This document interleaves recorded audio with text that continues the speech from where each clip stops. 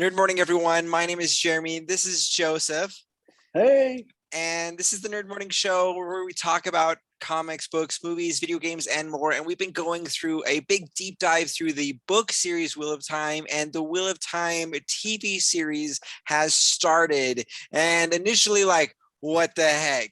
There's some very interesting choices that I've been making.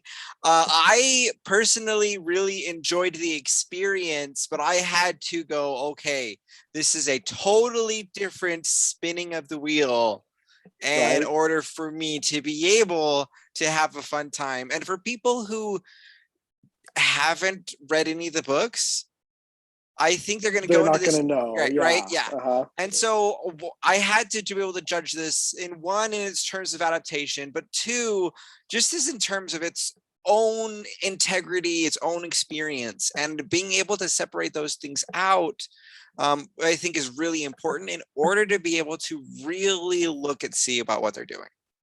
Right. Yeah. If you look at it in that perspective, they're taking the concepts and the main story idea, Yeah. and they're telling it either from the perspective of a new turning of the wheel or just straight up adaptation. Yeah. If you keep that in mind, some of the differences, and some of them are huge, Right. are a lot easier to swallow. Some Uh-huh. purists are, you know, turning over in their graves, so to Right. speak. Totally. Yeah. But I honestly wasn't jarred so much that I'm unwilling to continue. Right. I Yeah. really am fine with it. Yeah, So I had fun. I think that there are significant things that were big issues that I feel like are worthwhile talking about, and then there were some changes and adjustments that I think were really, really smart and clever. One of the things that I think of when in terms of adaptation, shifts and changes is like the Lord of the Rings is a really good thing to turn to because there yeah, are very big changes to the movies as in comparison to the books. There are things that are some of people's favorites, like Tom Bombadil is a really good example, right? yeah, Cool scene, he's awesome completely stuff. out. Yeah, Uh-huh. isn't in there at all. Other things Right. is like the battles in the books, they're tiny in comparison. Like the Battle of Helm's Deep, and they're like, oh, Uh-huh. I got like 30 some odd people, and you're like, that's it, that's all you did. When you're Uh-huh. seeing them like knocking arrows like a Yeah, million times, right. but in the book it makes sense, those numbers. The Battle of Helm's Deep is relatively small, but in the movie it's huge. It's probably one of the Right. biggest It's fights the we last have. third of the movie. Yeah. Right. Yeah. And this type of thing is going to happen when you have an adaptation. And Right. um Literature to a visual media. Yeah. yeah. Other things that are really significant in this adaptation is they're trying to be able to do the whole book in 8 Eight episodes. episodes. Yeah. That's And crazy. while the Eye of the World is probably the most likely to succeed with Mhm. this, because it is that traditional, all right, we gotta leave here and go and not die and then go save the world. That Yeah. story has been told so many times. We're so familiar with it. It's easy enough to just kind of roll with it. Yeah. So yeah. Yeah. All right. Well, I think we got a pretty good preface here, overview, kind of how to approach this experience. Let's Spoiler dive warning. in. Yes, Let- spoilers are going to be happening. We're definitely going in. All right. So the yeah. first episode was Leave Taking, which I think is a very good chapter name for Yep. the episode. Um, and I don't know exactly where to like Originally, start with if I all this. remember, originally it was titled Winter Night. If I Uh-huh. remember way back when they started production. Okay. Um, so interesting that they changed that name, Yeah. but it does really fit better because they don't really talk about the larger experience of Winter Night that we get in the book. Mhm. So leave taking as the title does make more sense. Yeah. So But I have to say, one of the things I feel like they won really well with this episode is they kind of tied in the cultural experience and the celebration to the religion system of the wheel. yeah, And they they gave a good built, introduction. yeah, Yeah, they I feel like they interwove those two ideas better than I think the books do initially, at least. certainly at the Um, beginning. Yeah, yeah, Obviously, you get more and more and more and more. And one of the things that you have to do is you have to hit an idea and hit it fast and really hard. right. You And only have so much time. Yeah, exactly. And you, yep, with that, they had to be able to also adjust different things with the characters in order to be able to help you get them quickly. right. Yeah. Um, I don't know, I guess I'm going to jump right into that. Some of the things that they did with some of these big characters that we love. Okay, so first off, just performance wise, I'm going to just start with Moraine. She has been touted as the flagship character for the Yep. first season. And Rosamund Pike did a phenomenal performance. I Oh, totally. really was pleased Yep. with that. I see Moraine in her. Yeah. Love it. Same with Land. Oh, he does such a good job as Land. Way Really. cool. Yeah, seriously. The introduction, the first moment we get to have them coming in, you definitely have less mysticism with the Aes Sedai, but you have the same similar like reverence and fear. I feel like they carried that over pretty well. Yeah. And I liked what they did. That the magic wielding was interesting because it being something that you could not physically see in the books. Yeah. Right. You can't do that because I can imagine the energies being Uh-huh. ethereal in a book, right? That totally works. In Yeah. a show that does not work, that's not allowed. You can't Right. have this ethereal type thing. You have to see it. Um, Mm-hmm. and I think that they talk about movements in the books, Yeah. like the how the Aes Sedai have certain like kind of like hand motions is kind of more how I felt it to be. I mean, these Yeah. aren't necessarily like the Not like so hand broad, combos things but that they're yeah. doing in like Naruto, where they're like seriously like making like chakra positions and stuff, which are really cool. But it's kind of I kind of felt like But more of it's kind yeah. of like a flowy of the hand kind of a thing, Yeah, you there was a know. lot more Um, but she broad. like Yeah. sweeps her Yeah. arms. It's huge motions, and I wasn't prepared for that visual dance of this. It kind of made me think of like bending with Right. like Avatar. Yeah. Um, Yeah. and it works. It totally works, and I It think it does. looked It fits really just pretty. fine. But it Yeah. was bigger than I imagined. Yeah. Um, And they did a little bit of tying into the importance of the hands, mm, whether trying to follow the same lines as the books or not, where they, in the books, they use the hand motions purely because that's how they learn it. yeah, So it just becomes ingrained. yeah. But where the White Cloaks have the one Aes Sedai at the beginning and the hands are cut off, Mm-hmm. kind of giving that illustration that they need their hands to do magic. Yeah. What level that is Right. They're to, I guess we'll trying to see. tear it, But tie it together. Yeah. it was a really well done way to show here's how they're burning this witch at the stake. They Right. cut off her hands, so she's safe. Yeah. So Yeah. interesting. It is interesting. Essentially in the books, if you could think, you could Hmm. channel. Right. And it might be harder if you were bound. But if you could think, you could channel. And that Right. I think was a big difference. I mean, they could have put fork root in her, right? That could have been an easy fix for that one scene moment to make it so we Right. don't know, and you know, you could headcanon that out if you wanted to. Sure. That's how they caught her or whatever. Yeah. Yeah.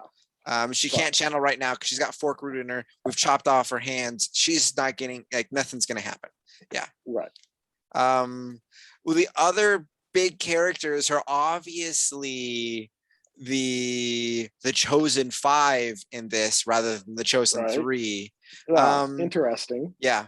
I think that the significance of the Dragon Reborn being male and being part of the curse of the male channeling and like all of that really is significant to the mythos, and that does pull that down a little bit in the significance and richness, I think, of some of the mythology and lore. But one of the things that I experienced the very first time I read the Wheel of Time's first book, Eye of the Storm or Eye of the World, I was like, okay, we've got these three main boys, and then we've got these couple of side characters. And when I read through the rest of the series, I'm like, oh no, they weren't side characters at all. They were main characters. And my perspective of fantasy in the past, before I had read that, as well as how we're talking about these Taviran 3, really pushed that idea initially. But one of the things I think that they wanted to make sure that they could do for the audience in general was all of these characters are going to be important and significant. And establishing that, like, that makes sense. Totally. Yeah, so those are some of my thoughts on some of those things right there. Rand, not too different, really. Egwene, not too different. At least, you know, the starting points. Nuances, but nothing significant. Nynaeve, not too different. Matt himself, not too different. And that's one that I was kind of like, how are they going to do Matt? And I think they're doing a good job portraying Matt, he's not a loafer. He'll do his jobs and he'll do what he needs to and get it done. But they're kind of portraying if he can get out of a little work. But they show his golden heart so well. That was the difference, how they put together his family.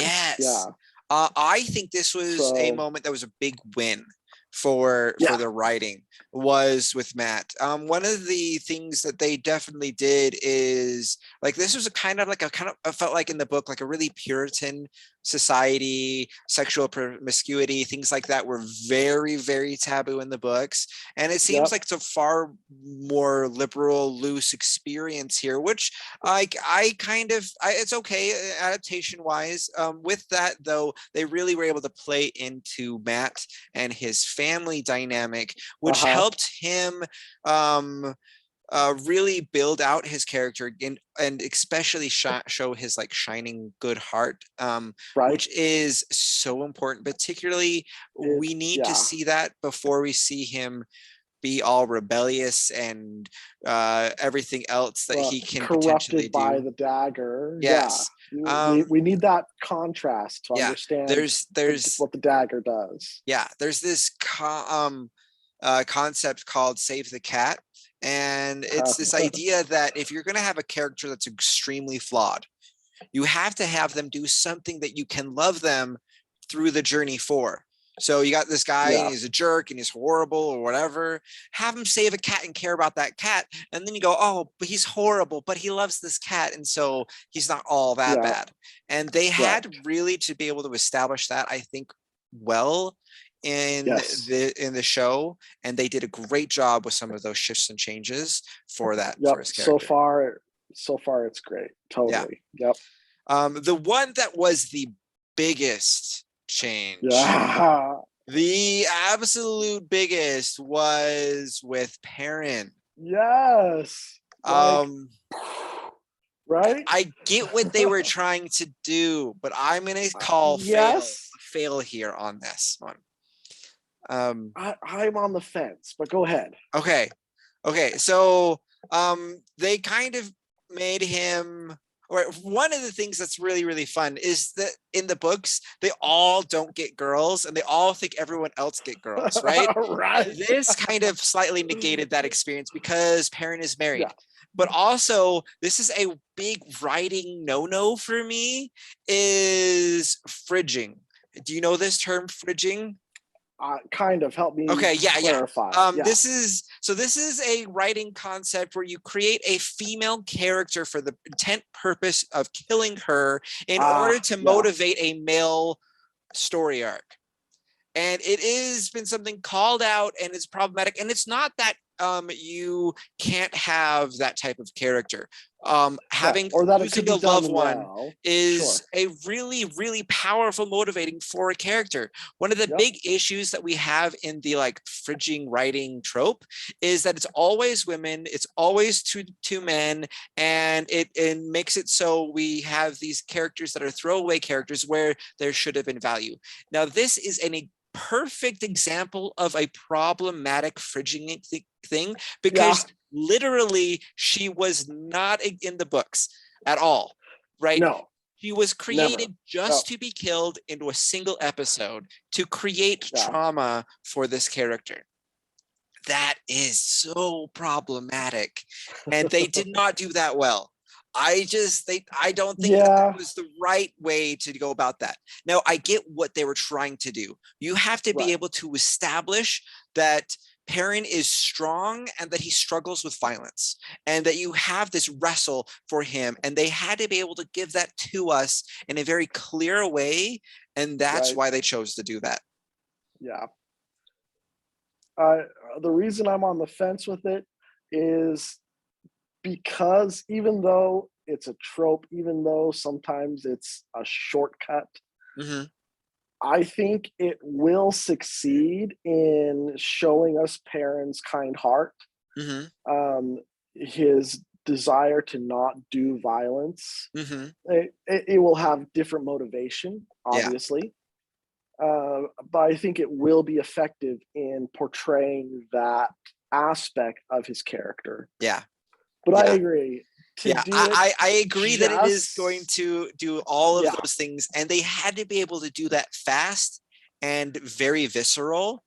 And so it hit all of the points, but I'm gonna say it was the wrong way to go about it. But they did it, but like it did everything that they needed it to do. So I think their lighting ceremony that they had with the candles and all of the other festivities was really interesting. That was fun. And getting to see Egwene kind of gaining her rite of passage experience was also really fascinating to see. Usually we hear of great warriors going through that type of a rite of passage. I can't think of any other story right off that has a female rite of passage that is that sort of thing. More of a ceremonial or a welcoming in, like braiding the hair, that's done all the time. But you are going to face something potentially life-threatening now. It's rare to have women do that. So that was an interesting I thought it was really cool, and it made it one of the things is in the book we know that the women's circle are a power to behold. In this town, despite how much the men think they're in charge, they are not. And I feel like it helped illustrate that without spending time on that, because we leave relatively quickly. And boom, they're gone. Okay, Trollocs. What did you think? Love them. Honestly, like in a lot of ways, they're better than my headcanon. Okay. I just think they're put together so well. The wolf-like ones will sometimes run on all fours, which was super cool. The goat-like ones are all ram-like. I think they did a really good job portraying the monster that is a Trolloc. I think that I loved the design. I think the look, how the tusks and all those other types of other elements that they implemented, and how there was a variety as well, which was really, really cool, and also fits perfectly with the whole Trolloc element. Well, I feel like the costuming, it kind of felt like they were wearing a mask rather than they were that some creature. points. Yeah, some And points. a couple of moments where I was like, but I mean, I don't know. That's just me being nitpicky here. They did the job, and it was cool. It was what I wanted a Trog to look like. So no complaints. Right. No real complaints here. So like we get them and they head off, and she goes right out of the gate and says, one of you guys is the Dragon Reborn. That is very that's different. Very different. This was her secret she was holding off on till the end of book 1. And here we're getting this at the first episode. I think that, again, you have to be able to hook a big audience and tell them you're sticking around for next week or that kind of a thing, right? So you have to hook them, and setting up the Dragon Reborn as heavily as they did, I think was necessary for this volume of the audience they have to try to attract. They needed to get it going. Yeah. They needed to set the stage. Here's what's going on. Go. Yeah.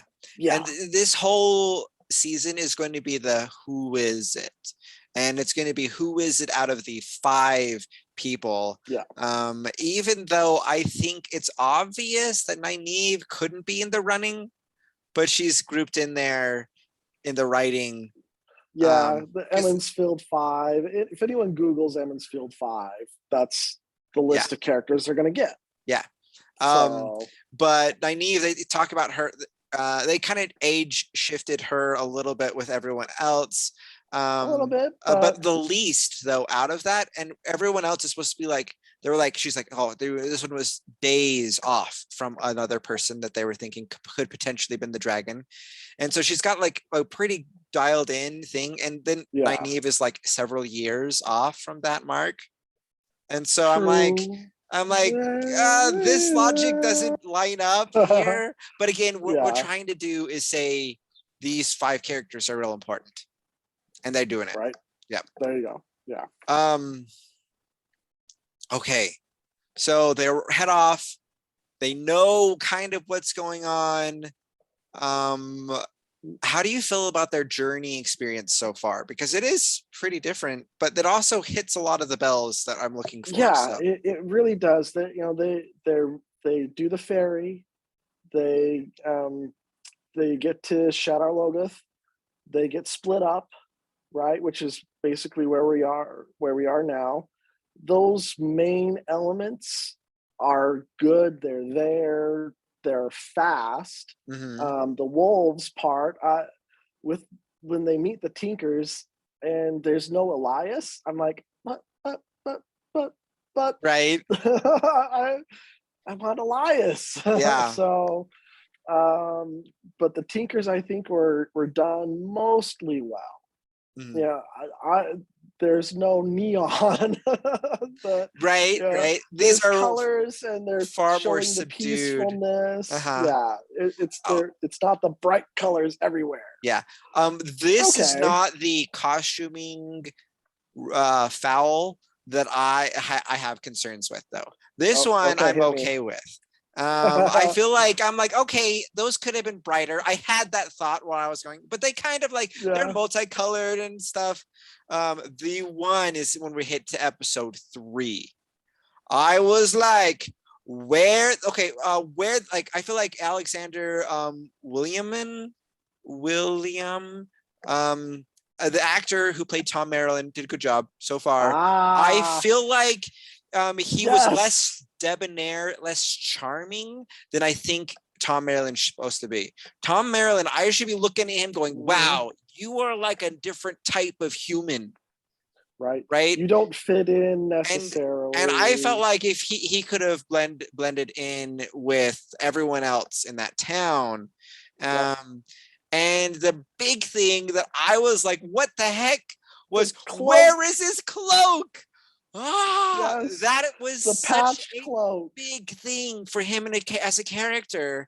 And he has a pretty cool looking coat, But I was like, no. Where's the patched cloak? Right? You didn't have him for the rest of the journey. I get it. You can only introduce so many characters. Right. That kind of works. Sure. I understood that you had to be able to divvy some of these characters out just for timing and pacing, and you could only do so much with so many characters in so much time. I'm there. I was totally fine with that. But what the heck? Give me that patchwork cloak. Honestly, that might have been my number one complaint of the entire show so far.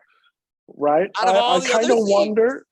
I kind of wonder if this one's going to be big enough that Rafe Junkins is going to have to be like, "I'm sorry, guys, we're bringing the cloak for season 2." Because right? I'm just like, Tom. This is, to me, that's a huge thing, and I think that it's an easy thing. It's not something that they were like with Moraine. They're like, we're gonna have to injure her, and we're gonna do this differently. I'm like, okay, it's different. It worked. It is totally different, but I get the story that makes sense for Tom Maryland. Like, I don't know. Yeah, even keeping the attitude he has now, but missing the cloak.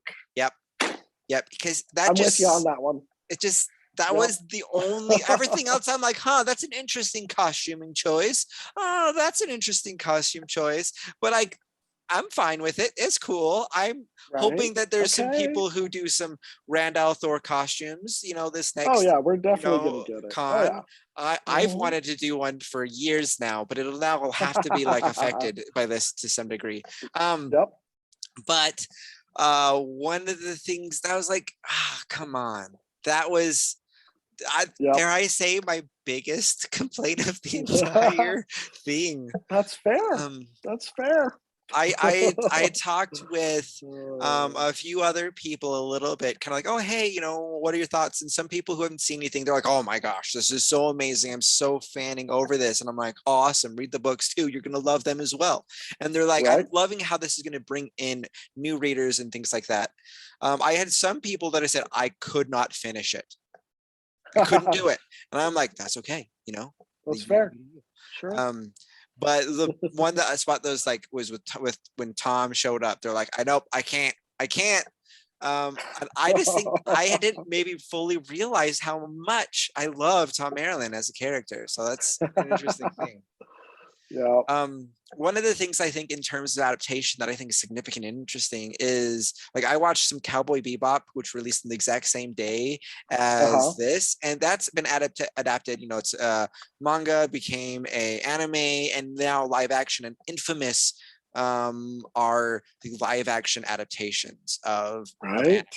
And I'm like, wow, they made some really interesting changes here.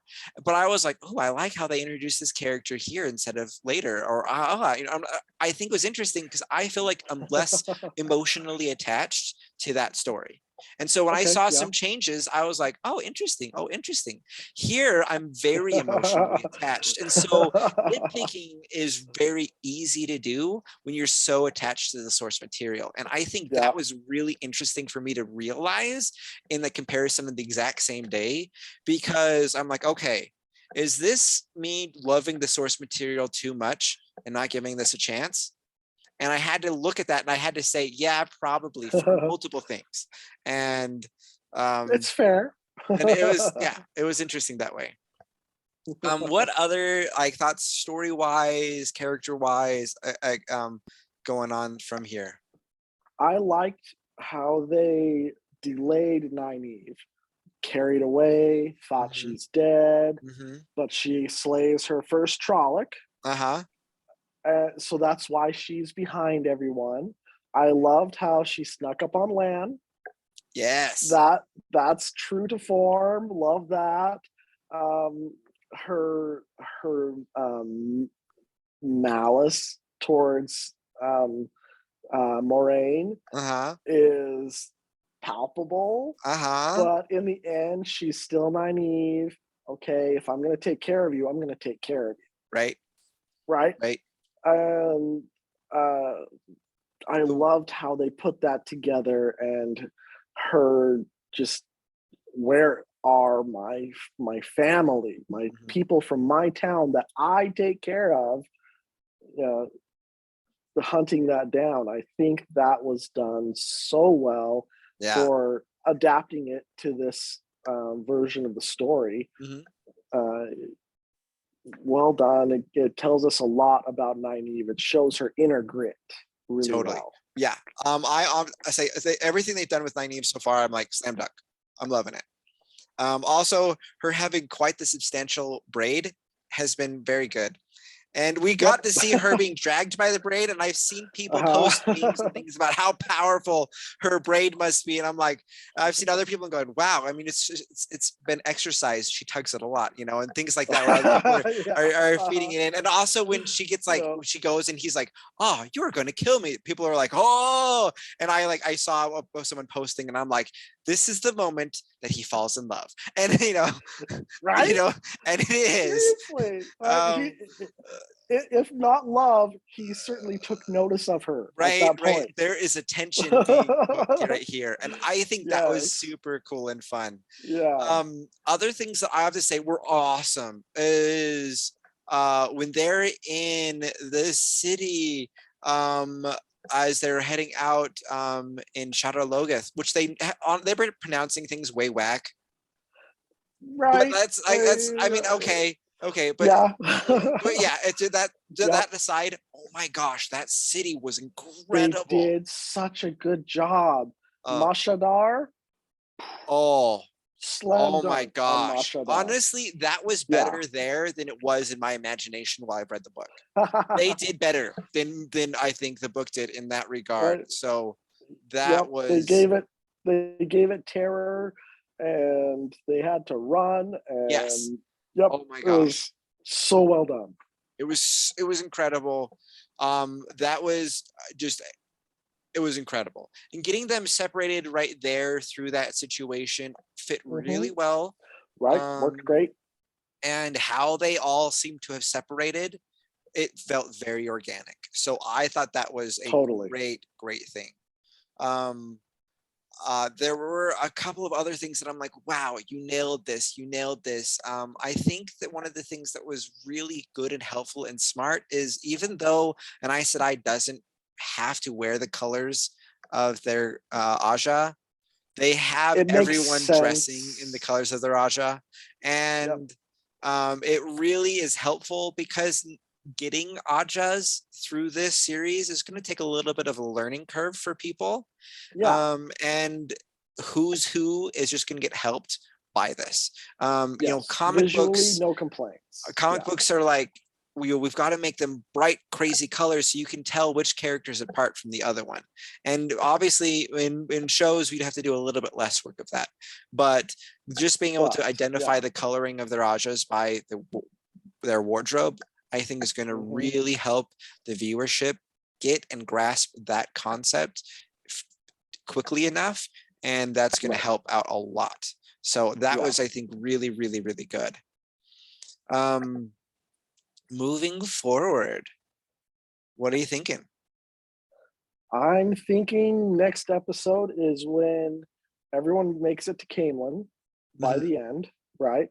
I kind of foresee Moraine and company joining that group of Aes Sedai with Logain and arriving at Camelin. We'll get Matt and Rand hitting one other or two other towns along with Tom. It seems like we're not going to get the Spray and what's the captain's name of the Spray? Oh, right? Yes. There are over 5,000 characters in the books. But yeah, no, he returns repeatedly, and we might get him, later into the story. Might not. However that works out. But it looks like we'll probably have them visit one more town or so. Tom will get split off, hopefully in a similar way with the Fae. Yeah. And then they'll all get back together at the end of the next episode. That's kind of where I see that going. It might go one more beyond that, but yeah. The next episode is called The Dragon Reborn. That is the next episode title. Oh, okay. And I'm like, because this should be like, The Eye of the World is the title for the last episode, which makes sense. Yeah. But I would expect that to be where the Dragon Reborn episode title would maybe go if it wasn't the Eye of the World. All right. Well, then maybe next episode is where we get the history. Maybe we learn about maybe the dragon and Luther and Telmon, which would be interesting. But so I'm like, that is a curious title. Right? Ultimately, it looks like throughout this season, we're going to be getting to where we need to be. We're not necessarily going to be getting there the way that we got there through the books. True. And so they may skip Camelin altogether, which would be sad. They might just go straight to the White Tower, but yeah. Which also, it seems like they're far more committed to going to the White Tower than I always felt like they ever were in the book. Right, especially Rand. He definitely drug his feet a lot more in the book. Yeah. I feel like he had this interesting outburst, which was kind of a foreshadowing to his gone crazy, period. But when I like go through like who are the characters of this show, we've got loyal cast. We've got, obviously Pot and Thane, which was interesting. We only saw him for just a second, but I thought he did a great job. Siwan is going to be, in this. We've got other type of characters that honestly, like, I don't really necessarily recognize as being significant characters, but I have nobody listed for Camelin. Queen. We don't have Elaine or the Queen. Not that I have seen on the lists that I have read. And interesting. We might not get Elaine until the second season. But I think there are, to me, like 3 big parts of this book. I think we have the 2 rivers, we have Shadar Logoth, we have Camelin, and then we have obviously like the Borderlands. We wrap it up. Right. But like, I think Camelin is the most significant location that we spend time with outside of like the foundational experience. So I'm hoping Loyal and Loyal's here. Here.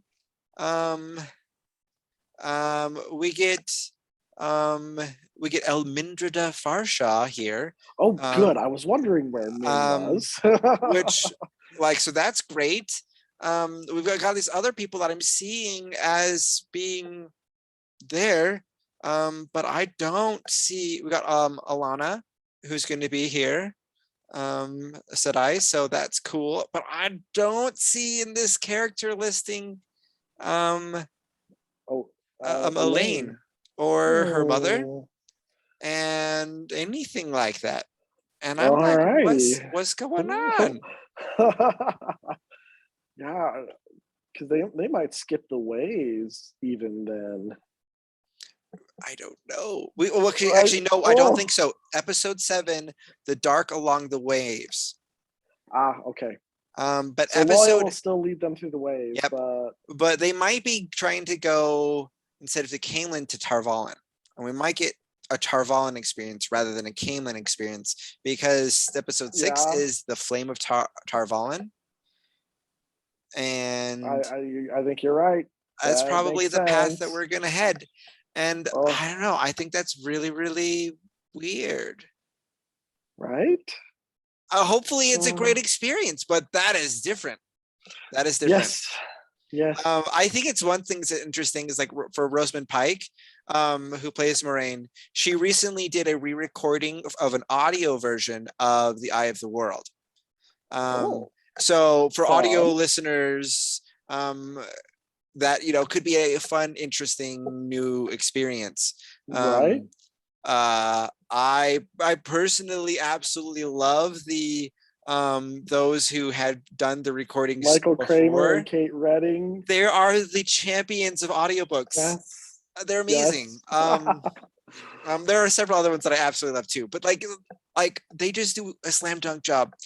Anyways, I just think that's so interesting for her because she is involved in this experience of the world as a show, and then she read it like as a project wise. So she's been involved with like the production of 2 different versions of the story, and I would love to sit down with her and be like, well, what do you think about this adaptation? Because you've been exposed to both right you here. get it right. And I don't know, I bet she's really, really pleased with obviously the project that she's been involved with so far this way. But I can see that if we don't make it to Camelin, that the book readers are going to go nuts. Right. I predict that. And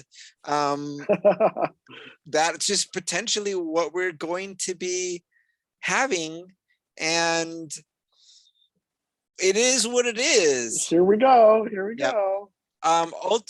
Overall, again, I have been having fun.